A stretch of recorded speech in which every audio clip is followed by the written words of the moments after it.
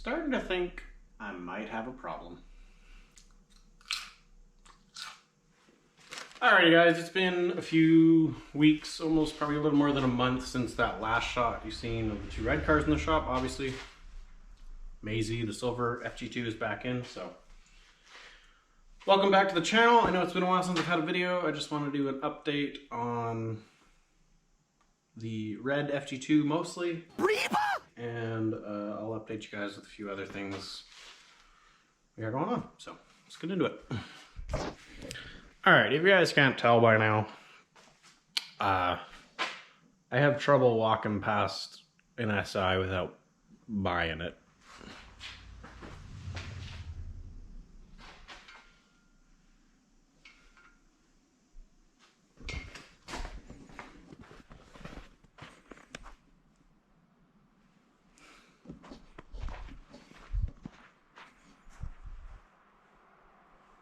Yeah. So when I had the opportunity to pick up this other red FG2 you see back there, I jumped on it. Being that it was the same color and it didn't have any front end damage, I thought it was a win-win since we are repairing this car. If you guys recall in the kind of unveiling video of that car, how rough everything was, like rough a shape everything was in. The bumper was cracked, crazy pitting. We had a dented fender, even though I hired a professional paintless dent repair person to, you know, fix that. Woo. Woo. That's basically restored. Fender was still dented. We had, the hood had immense rock chips and scrapes. The back bumper was ratched, etc. Like the whole car, just overall exterior condition was super rough. So I thought, hey, I could get two birds stoned here. We could buy that other one, take all the front end parts off of it and anything else that's cleaner, throw it on this one, make this a nicer car. And then I can take all the junk parts off of this one and put them back on that one. As you can see, it's still complete. Because I have, potentially I have other plans for that car. We're not going to talk about that today. But that car has maybe a future on the channel. Anyway, enough mumbo jumbo about that. Let's dive into this SI and I'll show you everything I've done to it since you guys seen it last, which is quite a bit. So let's have a look. Okay, starting from the exterior, front clip. Everything you see is changed. With the exception of the headlights. So this is the front fender off that other car. It's super clean. The other one had some pretty big rock chips. This one's not perfect. It's got some little stuff, but it's straight and the paint is decent on it. The hood, as you can see, we have a little bit of a clear coat failure right there, but otherwise the hood is in pretty darn good shape. Just a little bit of crow's footing and minor chipping if you look close. A lot of that I'll be able to hide with a detail, I think. This fender, you remember the old one, had a very large dent right here, had a chip in the paint, and was damaged down at the bottom. So this one, obviously much cleaner. We do have a decent rock chip right there, so that I will fix up with touch-up. But overall, much cleaner. Same with the bumper. Our old bumper had the fog lights cut out, so they were just empty holes. Had a gigantic gooch cracked right there and just a ton of pitting. This one, if you look closely, does have some chips. And it does have clear coat failure here in a few spots. But it's not that bad. It's a million times better than what it was. Okay, headlights. The headlights are original to this car. So at some point in its previous life, as I've been working on this car, I realized that like there isn't one thing that hasn't been touched on this thing. It like molested thoroughly. Anywho, they repainted that old bumper at some point and they did a horrible job at masking the headlights, which I'll show you guys here. And the whole bottoms of the housings were painted red all the way up and around the edges. And they were just quite pitted and pretty ugly. So I ended up wet sanding all the extra red paint off them, and I gave them a quick polish. As you'll see, this one looks pretty nice. It's not perfect. I do plan to probably go a little farther with this and then maybe PPF it, depending on what we do with the car. This headlight didn't come out as nice, so it was actually missing its rear dust boots. So I'm going to have taken them off and never reinstalled them. So this headlight was filled with dirt and bugs and hookers, you name it. There was stuff in there. The car didn't have inner fenders when I got it, so basically anything that was coming off the wheel was just fucking going in there.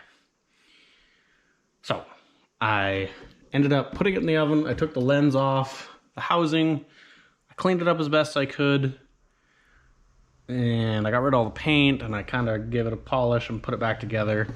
But as you can see, it is more dull than that one, so I think the inside of the lens might need some attention. I don't know.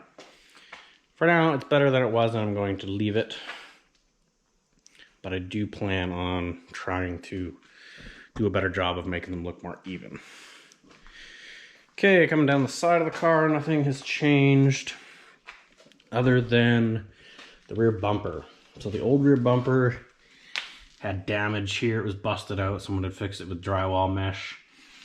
And the paint was all chipping in the back here, as well as around the other side. So it was really rough. This whole bumper came off the other car. When I took that off, I realized that they didn't have the rear bumper foam in there. Go figure. So we put a bumper foam in there. They also didn't have the lower diffuser piece, which I still haven't put that on the car. I need to do some rust proofing, but more on that later. Something I've realized about this side of the car that irks me like crazy. Let's see if you guys can notice it. It's on the rear quarter panel. We'll compare it to Maisie. See the difference? Notice the height of the VTEC decal. That doesn't look right. So at some point, this entire side of this car has been resprayed. It did have a few claims. It had like 2 claims, I think, on the Carfax, so that would explain that. But they purchased a new decal. They didn't put it on in the right place, and that drives my OCD crazy. So I'd like to peel that off and place the decal in the correct spot. The decals are a little expensive. I'm not that worried about that. Like, I think they're 40 or 50 from Honda, which is whatever. But I'm just worried if I peel that decal off, if it'll peel up the paint. I don't know how good of a job this was, so I'd like to fix that because it drives my OCD crazy, but we'll see. You can see there's still some double-sided tape on the new fenders. The other car must have had an HFP kit on it, and then when they surrendered it to insurance, they obviously took their kit off, but that's here nor there. The other thing we did off the other car was it had 2 good inner fenders. So this car had 1 shredded inner fender and 1 non-existent inner fender. So that was a nice score. I was able to get both inner fenders installed on the car. I managed to save all the clips, so that was a big win. Well, the other thing is this is the grill from the parts FG2 as well. If you recall, the other one, someone had painted inside here red really shoddily, and it just looked super cheesy. So I decided to stick with this grill. It has 1 little broken upright missing there, but not a big deal. Most people would never even notice that. Obviously it needs detailed and cleaned, but the car is looking a million times better. The only other change I did is these wheels are off of the orange SI because they're a lot cleaner. They're not pitted up. They have very minimal curb rash. These are actually the original wheels that came on this SI. So thought I'd save those for maybe a cheap restoration project, and I just put these ones on it because they're nicer. Depending what I do with the car, might throw new tires on them as well. let's peek our head in the engine bay and see what happened in there. Okay, stock engine bay, nothing too exciting. Just a few noteworthy things. When I was buttoning everything back up together, I went through all the ground points that go to the chassis, from the chassis to the motor, etc. I went through everything, cleaned it all with sandpaper, Scotch-Brite, all the bolts, all the mounting points, totally cleaned. So that there's just a nice, everything is solidly grounded. Just something I like to do as far as maintenance goes. Keeps you from chasing your tail on little things later. The other thing we had to do, I don't know if you guys would remember, because this engine came out of the orange car. I just used the engine harness from the orange car. I didn't bother switching it from motor to motor. But the orange car had been on a front end hit before, so the alternator plug was damaged. The green one right there. It was beat up pretty good where it clips on, so I ended up, as you can see the heat shrink there, I soldered on a good connector. So that connector is actually the original one from the harness from this car. I'm not going to sell the harness or anything, so I thought, I'll cut that alternator plug off, resolder it on there, and then I don't have to worry about it screwing up. You know, you're at the track one day, you're at an autocross or something, and oh, suddenly she's not charging, and it's just because of a silly plug-in. Like, what are you gonna do, right? So there was that. Everything else was pretty standard. The only other thing I did, which again is more of a preventative thing, I suppose, was I had everything off the front end, so I did a clutch valve, or clutch delay valve delete. Inside the master cylinder, there's a little insert in there that slows the fluid down to try and prevent shock. Excuse me, but if you do any hard shifting or try to do fast shifting, it can hinder you and sometimes lead to gear grind, so thought I'd just be preemptive on that. Pull that delay valve out of there, and yeah, should be good to go for the future. The only other thing I did was I did buy 2 brand new exhaust bolts from Honda for the manifold, because if you guys remember, I had to cut those out of there. Those were expensive. They were, I think it came to $61 for 2 exhaust bolts. I reused the old springs, and then I just used some nuts that I had lying around, but 60 bucks. So, oh, the other thing I did was, this is the battery out of the orange car. It's a 21 model, so I guess it's 2 years old now, but it's a fairly new battery. So I thought I'd throw that one in there rather than the one that came in this car. It seemed kind of weak, so I'll probably just get rid of that one. But let's step into the interior and see what I did in there. I had a lot of work in the interior. All right, so it does have a full set of floor mats.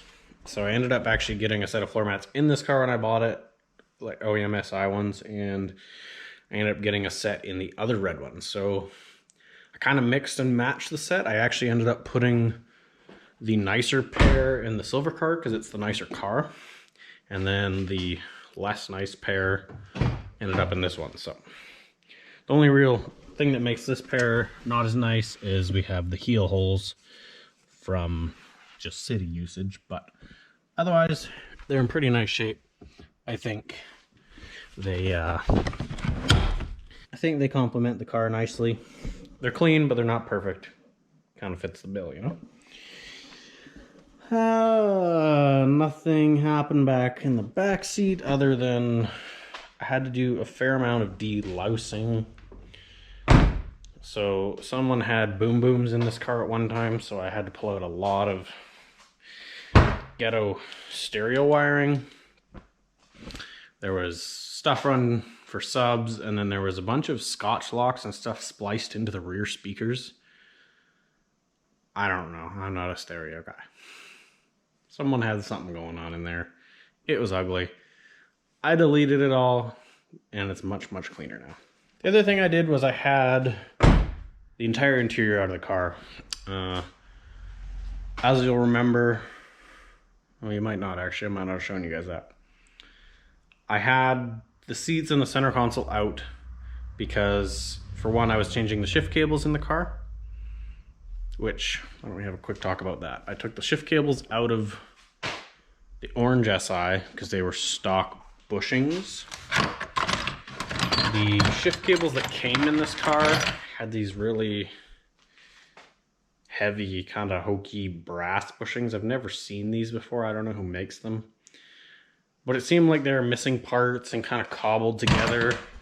And being that the old tranny had shifting issues in this car, I wasn't about to reuse that. So we took the cables from the orange one, all stock bushings, good shape. Boom, la-di-da, everything was happy.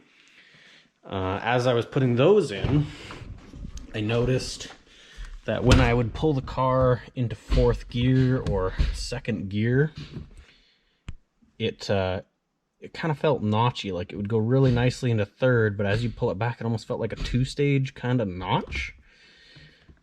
And what that turned out to be was this car has a short shift adapter on it, and the actual cable was brushing on the housing of the shifter, which I'll show you guys here. It would catch every time. So I went in there with a Dremel and just took just a minimum amount of material I could out of there just to clear it without wrecking any strength. So shifts like butter now, goes through all the gears quite nicely.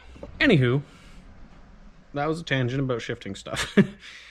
Back to what I was saying about having the center console and the seats out. I'll show you the interior was grubby, the carpet was stained, dirt everywhere, like very indicative of a daily driver car. So I went through with my shampooer, I went through with a drill brush, a vacuum, I got rid of as many stains as I could. It actually came out pretty good.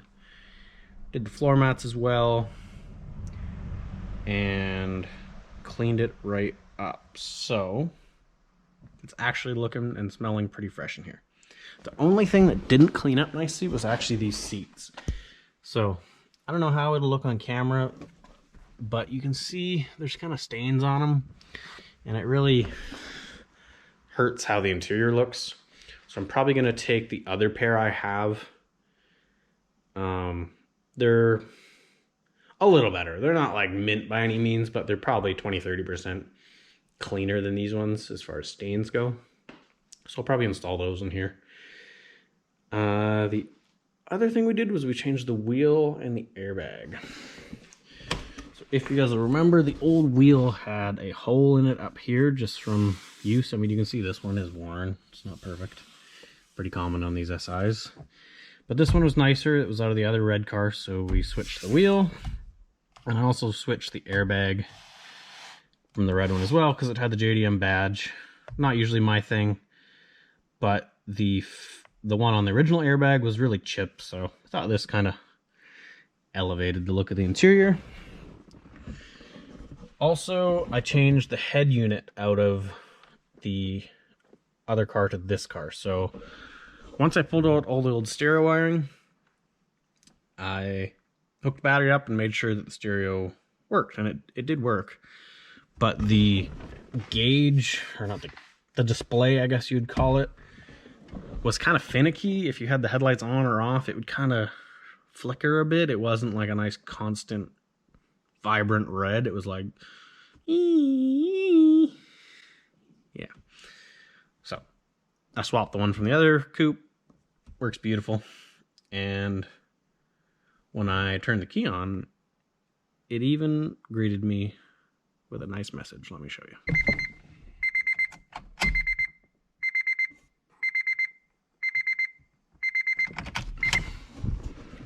That's approved. Old owner's my spirit animal. Anyway, this is another thing I'd like to get fixed. That key's totally busted off, but it still has the remote portion in it. I don't actually know if it works. Nope. Might be a dead battery. Anyways, I'm going to order 2 new keys, get that fixed up.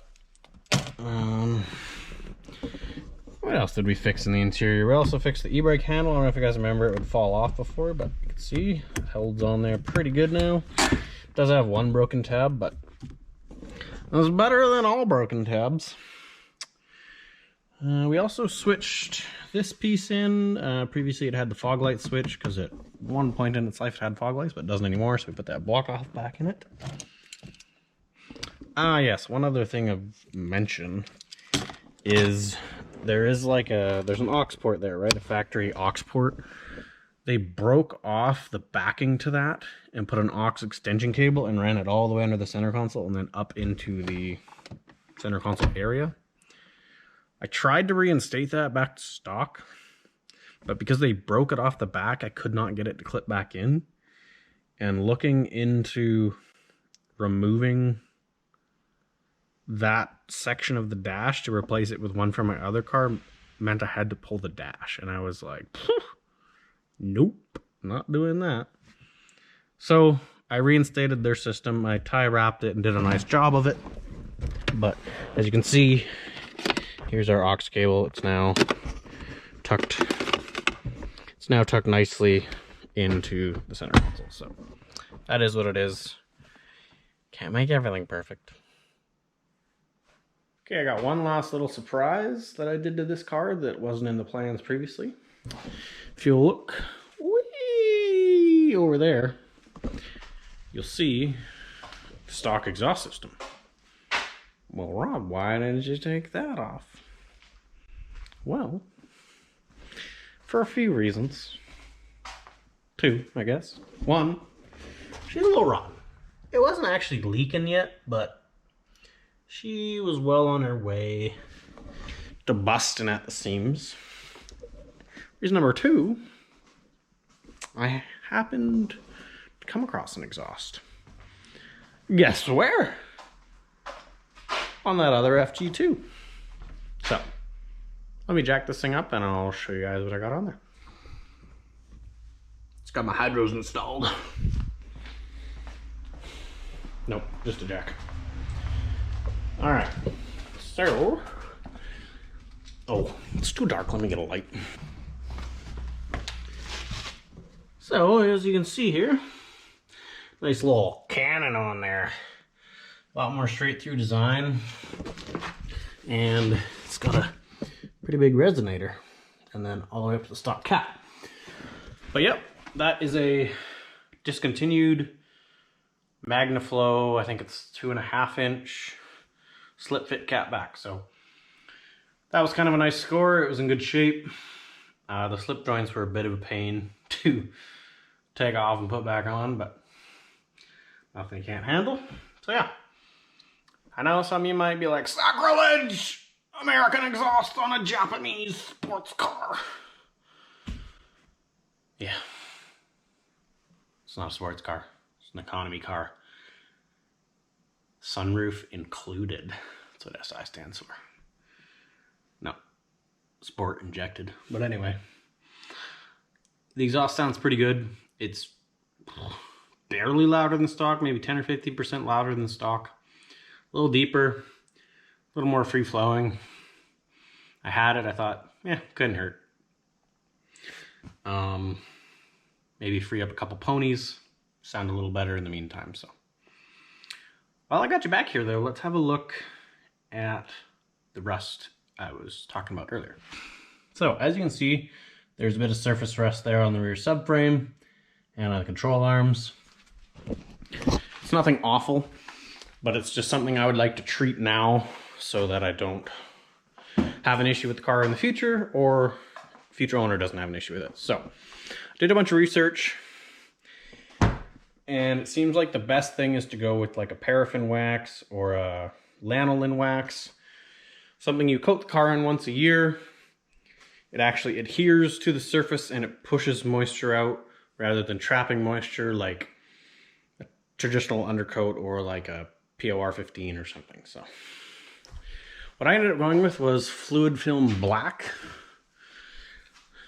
It's just a lanolin based wool wax formula. So you just spray it on there, it coats everything, pushes moisture away, and you keep it up once a year, and as long as this shit's on there, the car won't rust anymore. So the only reason I went with black is because I thought it would look better. By the time I coat the whole bottom of the car, it'll just look like a nice undercoated car. So I will be doing that, and I still have to install the lower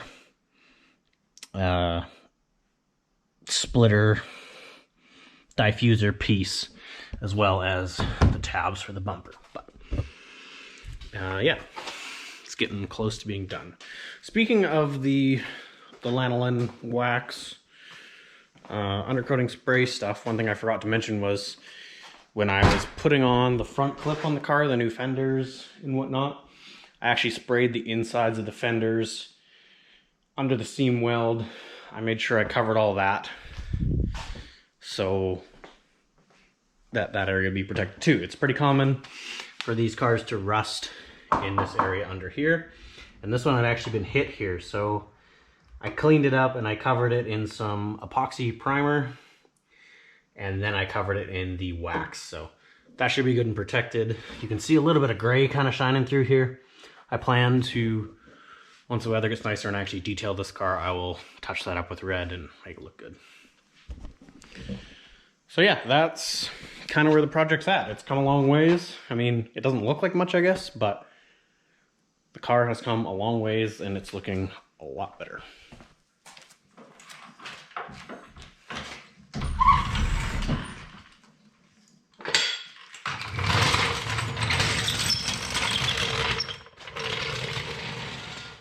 Okay, there's something I want your guys' opinion on, because I seem to be the popular opinion here.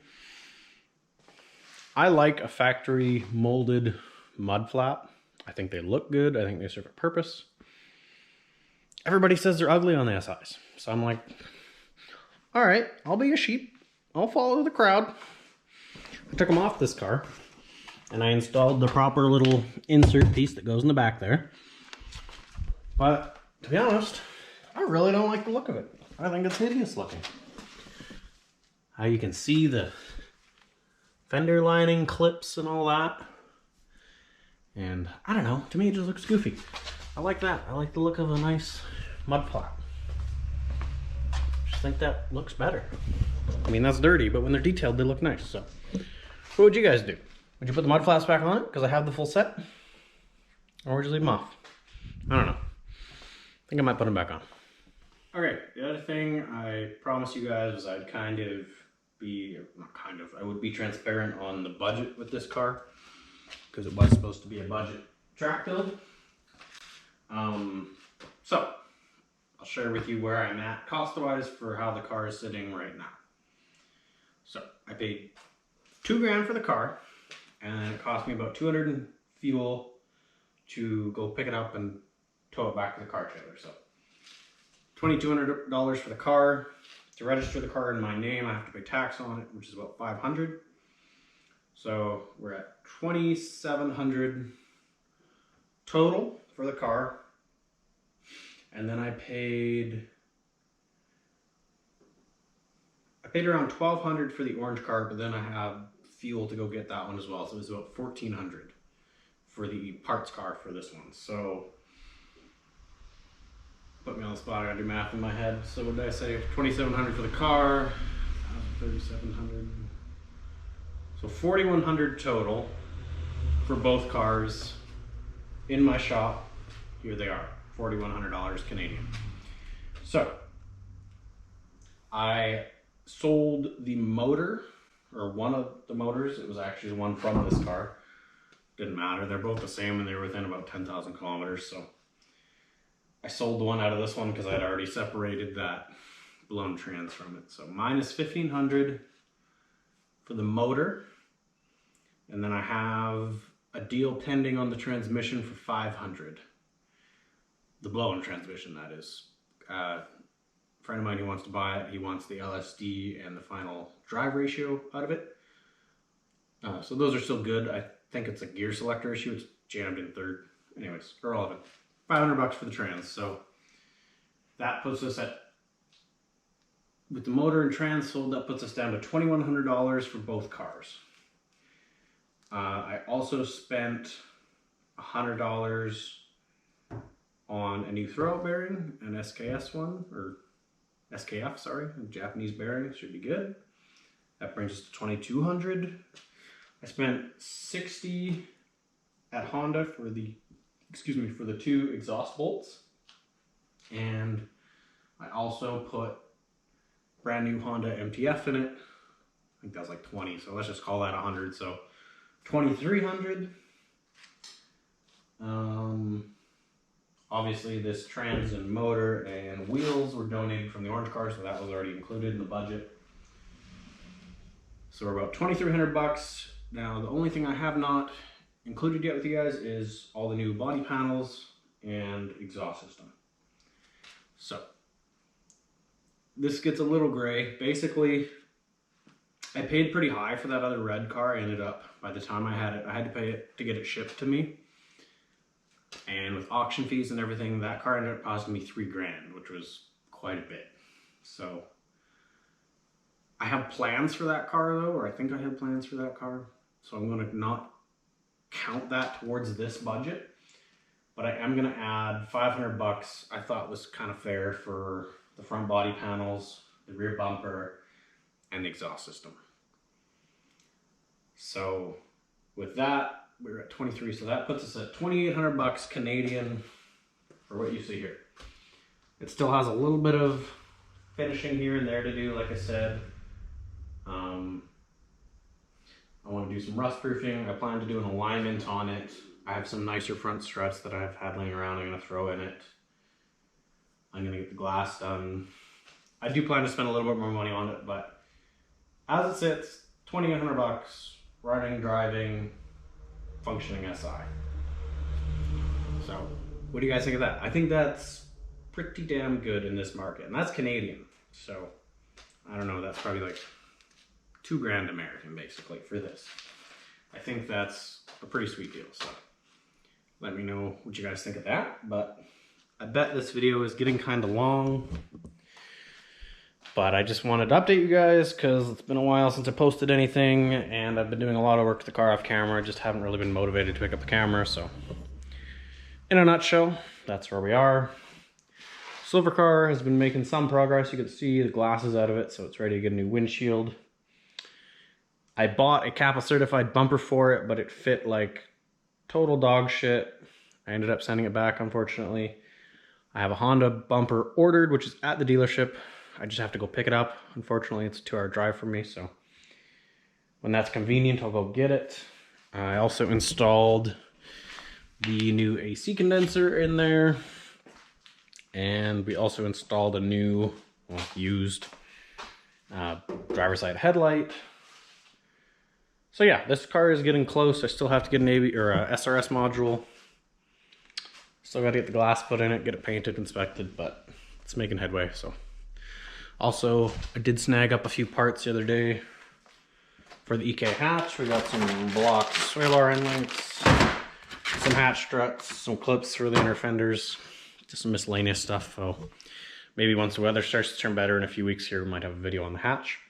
But oh, there's also something else I wanted to mention, which today, well, it's actually yesterday marked 1 year on YouTube for me, of me actually, you know, finally having the balls to pick up the camera and just start filming stuff. So it's pretty cool. It doesn't seem like a year, like it seems like it went by fast to me.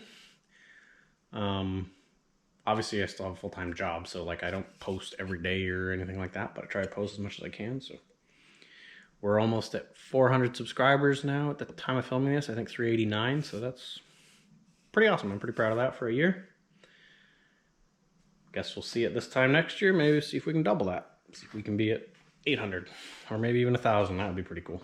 But yeah, if you're subscribed, thanks for subscribing, and hope you enjoy all the SI content.